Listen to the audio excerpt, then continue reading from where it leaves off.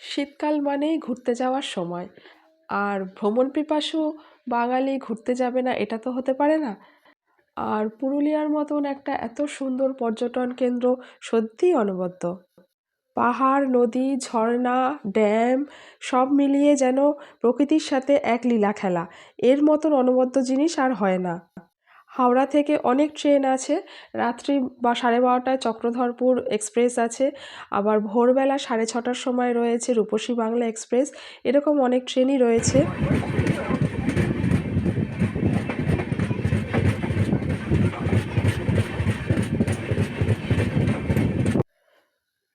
তো যথারীতি আমরা ট্রেন ধরে চলে এলাম লালপাহাড়ির দেশে, এই পুরুলিয়াতে। আমরা যেহেতু একটু সকাল সকাল ট্রেনে উঠেছিলাম, সকালের ট্রেনটা উঠেছিলাম, তাই একটু বেলাবেলি এসে এখানে পৌঁছালাম। তো পৌঁছে আমরা ফ্রেশ হয়ে নিয়ে সেই দিনটা নষ্ট করিনি। আশেপাশের যে লোকাল সাইট সিনগুলো ছিল সেইগুলো আমরা স্থানীয় জায়গাগুলো একটু ঘুরতে বেরিয়ে পড়লাম। তো এখানে পাশে একটা জু আছে, সেই জুতে আমরা চলে এলাম। ঢুকতেই টিকিট কাউন্টার ছিল, সেখান থেকে খুব অল্প স্বল্প দামেই, একদমই অল্প দামে টিকিট পাওয়া যায়। সেই টিকিট কেটে আমরা এই লাল রাস্তার মধ্যে আমরা প্রবেশ করলাম। তো চারিদিকে ভীষণ একটা জঙ্গল, গভীর জঙ্গল। আর এই জঙ্গলের মধ্যে মাঝে মাঝে এই মেহগনি গাছ।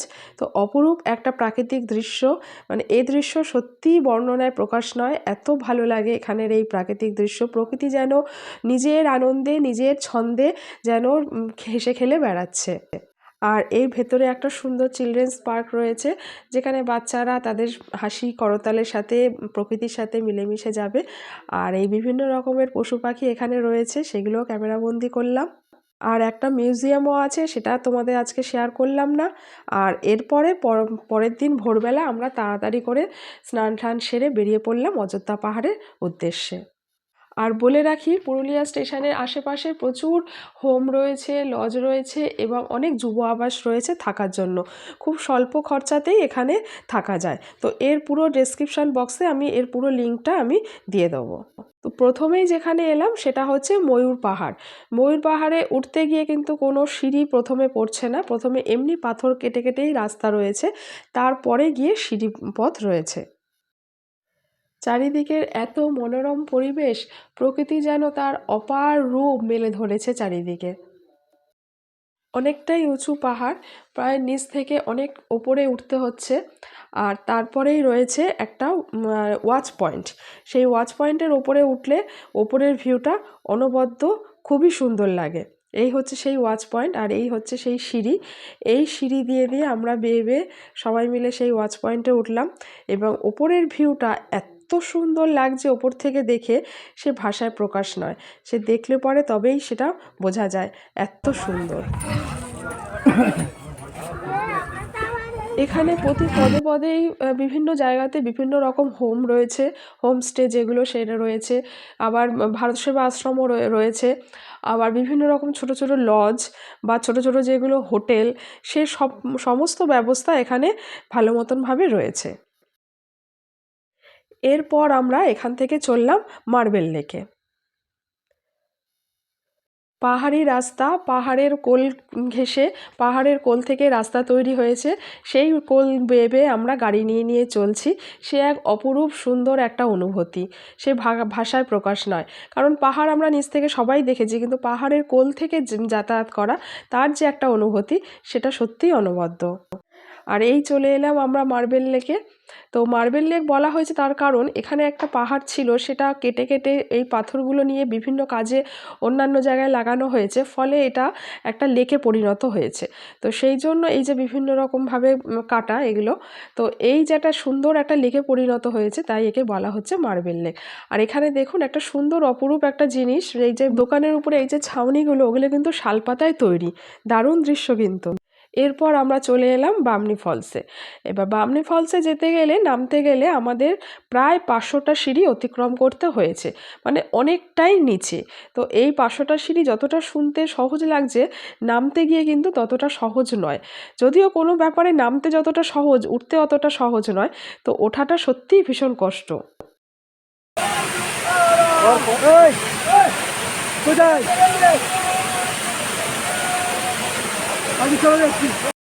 এত মানুষের কলরবের মধ্যেও প্রকৃতির নিজস্ব যে কলরব, সেটা যেন মানুষের মনকে, হৃদয়কে যেন ছুঁয়ে যাচ্ছে।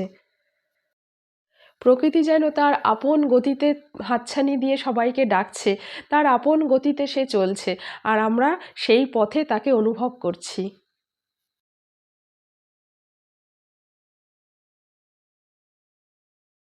এরপর আমরা চললাম টুরগা ফলস এবং টুরগা ড্যামের উদ্দেশ্যে।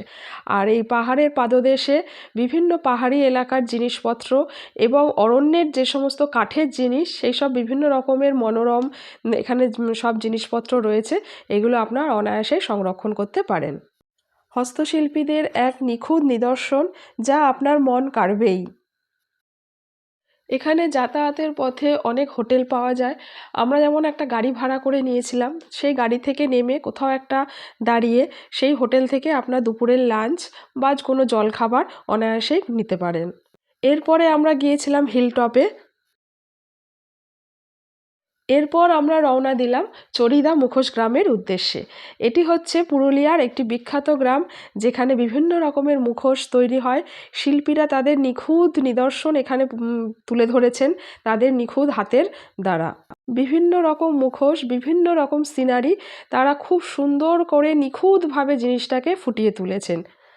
পুরুলিয়ার এই দৃশ্য না দেখলে সত্যিই মানে কিছু একটা মিস করে গেছি। এত সুন্দর জায়গা, লাল পাহাড়ে লাল মাটিতে ভরা গ্রাম, আর তার সাথে এরকম সুন্দর একটা নিদর্শন।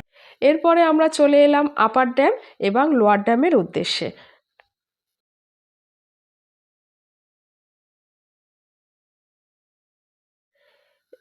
প্রথমে আমরা লোয়ার ড্যামে গেলাম, তারপর সেখান থেকে কিছুক্ষণ দাঁড়িয়ে থেকে কিছুক্ষণ দেখাশোনা করার পর সেখানে আমরা গেলাম এবারে আপার ড্যামে। আর এখানে একটা মন্দিরও রয়েছে, হনুমানজির মন্দির আছে। আর এই হচ্ছে আপার ড্যাম, যার অপরূপ দৃশ্য সত্যি মন মুগ্ধ করে। বামনি ফলসের জল এখানে আটকে রাখা হয়, আর যখন বিদ্যুৎ উৎপাদন করা হয় এরকম কোনো প্রয়োজনীয় কাজে, তখন সেটা কাজে লাগানো হয়। আর এখানে বিকেলবেলা এই সূর্যাস্তের মুহূর্তটা এত সুন্দর, প্রকৃতির যে অপরূপ লীলা খেলা, মানে মানুষের সাথে প্রকৃতির, সেটা সত্যি উপভোগ করা যায়। এরপর চলে এলাম আমরা সীতাকুণ্ড। এর একটা পৌরাণিক কাহিনী প্রচলিত আছে। তো সেটা হচ্ছে, রামচন্দ্র যখন বনবাসে এসেছিলেন, তখন চারিদিকে তো জঙ্গলে ভরা ছিল।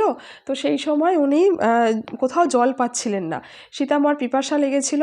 তো তিনি তখন কি করেছিলেন, এই মাটির মধ্যে তীর ভেদ করে এই যে জল তুলেছিলেন, সেই জল তারা পান করেছিলেন। সেটাই কথিত হয়ে আছে, এখনও সেখান থেকে এই জল উঠেই চলেছে। তো এটাই একটা প্রচলিত হয়ে আছে। আজকে ভিডিও তাহলে এখানেই কমপ্লিট করছি। আশা করছি আপনাদের অনেকটাই গাইড করতে পারলাম। আবার দেখা হবে, ভালো থাকবেন।